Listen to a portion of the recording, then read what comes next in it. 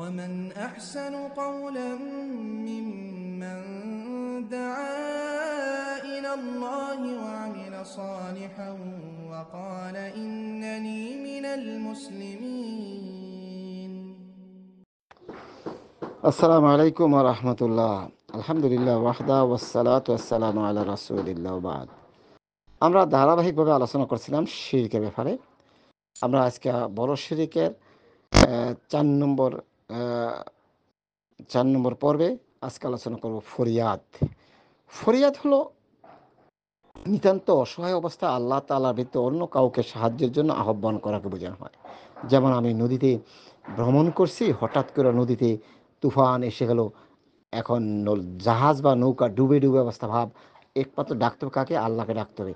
এখন যদি আমরা আল্লাহ ছাড়া কাউকে ডাকি, এটা হবে শিরক। যেমন আমাদের দেশে অনেক বড় বড় আলেমদের বই কিতাবে পাওয়া যায় যে সমুদ্রে ভ্রমণের সময় আমরা ভ্রমণ করলাম, হঠাৎ করে তুফান এসে গেল, আমরা সকলেই মানে ব্যতিব্যস্ত হয়ে গেলাম, যে জীবনের মায়া ছেড়ে দিলাম, আমরা চিৎকার করতেছি, চেঁচামেচি করতেছি।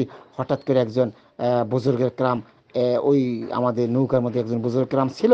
তখন বুজুর্গ ক্রাম, হঠাৎ করে বুজুর্গ ক্রামের ঘুম আসলো, তন্দ্রা আসলো। উনি তন্দ্রা থেকে উঠে বলল, এই থামো থামো, তোমাদের কেউ চিন্তা করো না, আমাদের নৌকা ডুববে না। কেন ডুববে না? আমাদের আল্লাহর ওলি নৌকা ধরে রাখছে না। উযুবিল্লাহি মিন জালিক। এটা যদি শিরক আকবর না হয়, আর এই আকীদা দিয়ে যদি মানুষ মনে করে নিজেকে হকপন্থী দাবি করে, তাহলে বেহকটা কে, খারাপ লোকটা কে?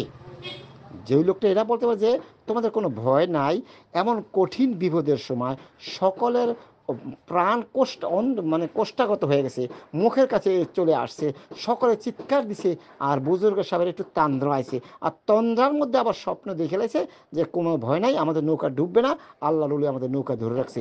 এটা যদি শিরক আকবার না হয়, এটা যদি মক্কার কাফেরদের আকীদা সে আরও ডেয়ারিং জঘন্য না হয়, তাইলে আর কি। মক্কার ডেয়ারিং কাফেররা বলেছেন যে যখন তারা, এটা আছে আপনার সূরাতুল আনকাবুতের 65 নম্বর আয়াতে, তারা যখন যেমন ফাইজা রকিবা ফিল ফুলকি দাআল্লাহ মুখলিসিনা লাহুদ্দিন ফালাম্মা ফালাম্মা নাজ্জাহুম ইলাল বাররি ইয হুম ইউশরিকুন।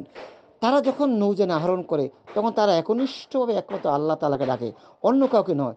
অতঃপর তিনি যখন তাদেরকে পানি থেকে উদ্ধার করে স্থলে পৌঁছে দেন, তখন তারা আবারও তার সাথে শিরকে লিপ্ত হয়। দেখেন, আমাদের মুসলমানরা হক্কানি আলেমদের যদি এই কথা হয় যে কোনো ভয় নাই, আল্লাহর ওলি জাহাজ ধরে রাখছে, আর এখানে আল্লাহ রাব্বুল আলামিন সূরাতুল আনকাবুতের 65 নম্বর আয়াতে মক্কার কাফেরদের কথাটা তুলে ধরছে। যখন তারা নৌ ভ্রমণে যায়, যখন ওখানে তুফান উঠে যায়, নৌকা ডুবে ডুবে যায়, তখন তারা একমাত্র আল্লাহ ছাড়া কাউকে আর ডাকে না। তখন নদীর থেকে যখন আল্লাহ তাকে হেফাজত করে দেয়, তখন কিন্তু উপরে উঠে তারা শিরিক করে, সাগর থেকে শিরিক করে না। আর আমাদের দেশের আল্লাহর ওলিরা সাগরে থাকা অবস্থায় বলে যে কোনো ভয় নাই, আল্লাহর ওলি আমাদের জাহাজ ধরে রাখছে। দেখেন তাদের আকীদা মক্কার কাফের দেশে কত ভয়ানক আকীদা। এই জন্য আমাদেরকে ফরিয়াদ করতে হবে একমাত্র আল্লাহকে। এরপরে আল্লাহ রাব্বুল আলামিন সূরাতুল আনআমের 40 এবং 41 নম্বর আয়াতে বলেছেন, কুল আরাআইতুম কুল আরাআইতাকুম ইন আতাকুম আযাবুল্লাহ আও আতাতকুমুস সাআতু আগাইরাল্লাহ। আপনি ওদেরকে বলুন, তোমরাই বলো, আল্লাহ তাআলার পক্ষ থেকে কোনো শাস্তি অথবা কেয়ামত এসে গেলে তোমরা কি কখনো তখন আল্লাহ তাআলা ছাড়া অন্য কাউকে ডাকবে? তার মানে আল্লাহ যদি কোনো কাউ গজব দেয়, প্রশ্ন বলছিল, আল্লাহ যদি গজব দেয় বা কেয়ামত এসে যায়, তোমরা কি আল্লাহ ছাড়া অন্য কাউকে ডাকবে বা তারা উদ্ধার করতে হবে? এমন কোনো লোক কি আছে? তাহলে ফরিয়াদ করতে হবে আল্লাহকে। এরপর আল্লাহ রাব্বুল আলামিন সূরাতুল বনী ইসরাঈলের ৬৭ নম্বর আয়াতে আল্লাহ বলেছেন, ওয়াইযা মাসসাকুমুদ দুররু ফিল বাহর দল্লা মান তাদউনা ইল্লা ইয়াহু। আয়াতুল আখির। সমুদ্রে থাকাকালীন যখন তোমরা কোনো বিপদে পড়ো, তখন আল্লাহ তাআলা ছাড়া অন্য সকল শরীক তোমাদের মন থেকে উধাও হয়ে যায়। অতঃপর তিনি যখন তোমাদেরকে বিপদ থেকে উদ্ধার করে স্থলে পৌঁছে দেন, তখন তোমরা আবারও তার প্রতি বিমুখ হয়ে যায়। দেখেন, ওই এক থেকে একটা আর একটা কঠিন মক্কার কাফেরদেরকে উদ্দেশ্য করা হয়েছে, সমুদ্রে থাকাকালীন যখন তোমাদের উপরে বিপদ এসে যায়, তো তোমরা তোমাদের দেব দেবী পূজারীদেরকে ভুলে যাও, আমাকে আল্লাহকে ডাকো। আর যখন আমি তোমাদেরকে মুক্তি দিই, তখন তোমরা আমার সাথে নাফরমানি করো। আর আমাদের বাংলাদেশের হক্কানি ফিররা সমুদ্র থাকা সত্ত্বেও আল্লাহকে ভুলে যায়, বলে আল্লাহর কথা ভুলে গিয়া মানে পীর সাহেব বুজুর্গের কারণে নৌকা ধরে রাখছে, উনি রক্ষা করবে। কত বড় ডেয়ারিং, কত বড় আকিদা ভ্রষ্ট, কত বড় মক্কার কাফের দেশে তাদের কত জঘন্যতম আকিদা। তারা নাকি আবার হকপন্থী, তারাই বলে হক পথে আছে, তাদের বইতে এগুলো লেখা আছে ভাই, বইগুলো খুলে দেখেন। তো সুতরাং আল্লাহর রাস্তায় গালিগালাজ করেন না, আল্লাহে গালিগালাজ করে আপনি দেখেন না বইতে এই কথাগুলো আছে কিনা, আর কোরআন আয়াতগুলো খুলিয়ে দেখেন এই কথাগুলো আছে কিনা। যদি কোরআন আয়াতে থেকে থাকে আর আপনার ওই বুজুর্গে হক্কানি পীর সাহেবের বইতে এগুলো লেখা থাকে, তাহলে আপনি কাকে বলবেন সংশোধন করার জন্য? আল্লাহকে কি বলবেন যে আল্লাহ আপনি ভুল বলছেন? নাউজুবিল্লাহ। না, আপনি পীরকে বলবেন যে বইতে এই ভুল আকিদা, এই শিরকি আকিদা পরিহার করুন। বুঝতে হবে সেদিন অবস্থা খুব ভয়াবহ। সূরা বনী ইসরাঈলের ৬৭ নম্বর আয়াতে আল্লাহ ক্লিয়ার করে দিয়েছে, তারা সমুদ্র থাকা অবস্থায় আল্লাহ ছাড়া কাউকে আর স্মরণ করে না। কোনো পীর, কোনো বুজুর্গ, কোনো অলি, কোনো খানকা, কোনো দেব দেবীকে ভুলে যায়। কিন্তু আমার দেশের হুজুরের বইতে পীর সাহেবেরকে মনে আছে, পীর সাহেব কি করে বাসা এবং পীর সাহেবের নৌকা ধরে রাখে।